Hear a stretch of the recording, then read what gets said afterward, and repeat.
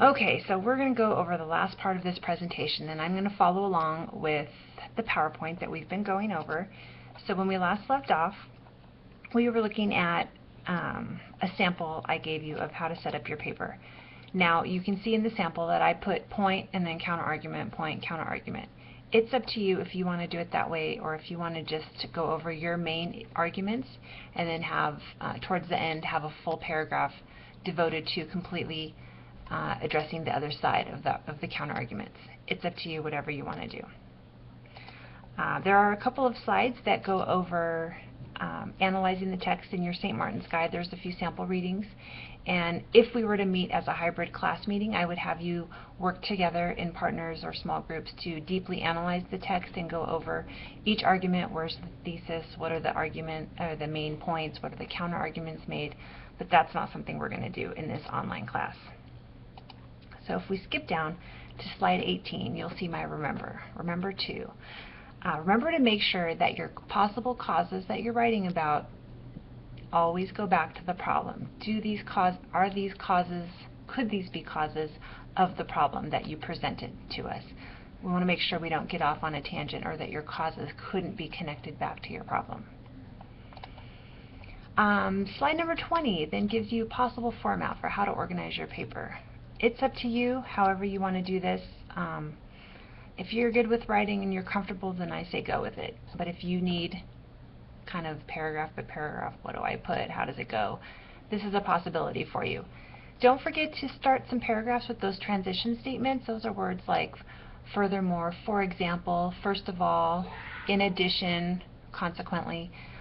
Transition words are part of the rubric. It's something that this class does like for you to see in your writing. It also is a good idea because it cues the reader for where you're going.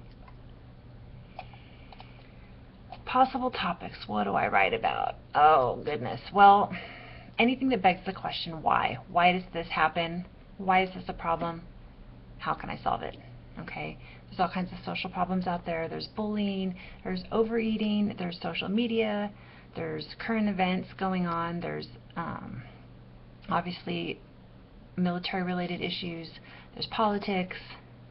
Anything that's trending right now in the news is a possibility.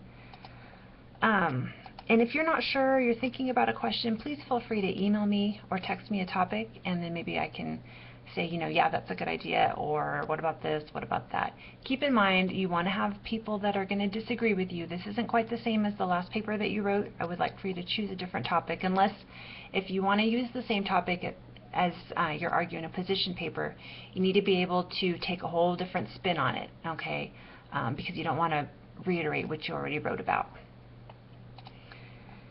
So then looking at slide 21, how do I begin my essay? Again, there's the same series of options. Start with a story, set the scene. Just imagine we're in this, paint this picture with a lot of vivid descriptive words. Put us into a scene of what's going on. You might want to fire off a series of rhetorical questions. How would you feel about this? What about that? What do we do about this?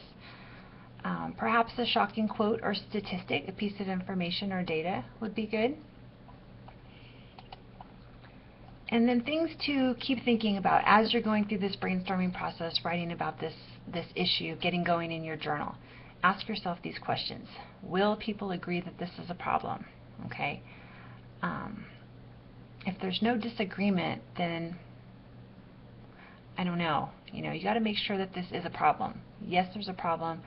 Yes, there's a need for a solution. And then, what are the possible causes to this problem? Okay, is there one main cause? Is there a series of possibilities? Again, it can't be something that's just quite simple. Everyone agrees, yes, that's the cause, and yes, this is the solution. That doesn't give you material to write about.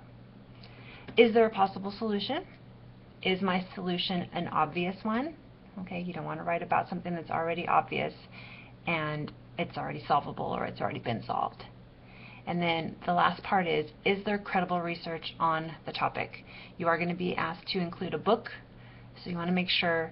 I can be flexible with that because sometimes books are things that are going to have an older copyright date because it's a book and you want to have relevant research, current research, but try to incorporate the both. This week we are going to only do smart thinking. We're not going to do peer editing, so you'll just have smart thinking feedback. Please make sure you leave yourself enough time to submit, probably by Friday, early on Friday, in order to get your paper back by Sunday. Remember, the point of the smart thinking feedback is to get someone else's perspective and then have time for revision before you submit it as a final draft to me. And to conclude, give yourself time. Do little bits at a time with your journal entries. That will give me the opportunity to see what you're doing and give you feedback. Ask a lot of questions as you have questions. And another thing I want to point out, and I did put this in my notes, in my lecture notes, and I highlighted it, but I want to remind you that your conclusion, if you do this right, remember this is the first part of a two-part series, if you do your conclusion right, what it essentially becomes is it becomes your introduction for next week's paper. Okay, so what do you write in your conclusion? What you could do is you could write,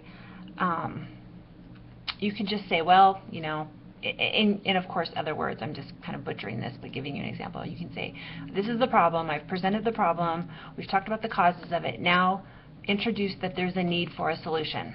Okay, and leave it at that. You don't need to say what the solution will be, because that's going to be the material for next week's paper, but just state the fact that this indeed is a problem and it needs to be solved.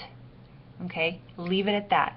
That will be your conclusion, and then next week when we pick up with part 2 of this, that is in fact your introduction that's already written, and then you just go right into the body of your paper of what are the solutions. Okay, I hope this makes sense. Please don't hesitate to contact me, and I hope you have a really good week.